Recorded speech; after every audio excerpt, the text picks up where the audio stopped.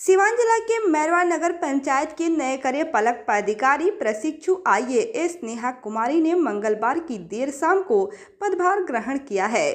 इस दौरान चेयरमैन किस्मती देवी ने उन्हें बुके देकर सम्मानित की है। कार्यालय के कर्मियों को खबर मिलते ही कर्मियों सहित पदाधिकारियों में खलबली मच गई। कार्यालय के सभी कर्मी अपने अपने कार्यालय में मौजूद पाए गए।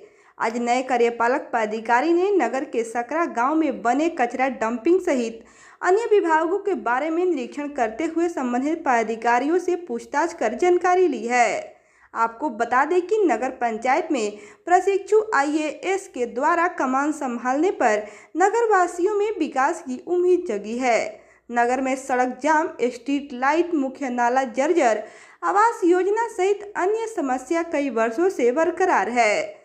इस संबंध में ईओ प्रशिक्षु आईएएस नेहा कुमारी ने बताया कि मेरा कार्यकाल 1 माह के लिए है। मैं अभी प्रशिक्षण में हूं। उन्होंने नगर के सभी समस्याओं को जल्द से जल्द दूर करने का आश्वासन दी है।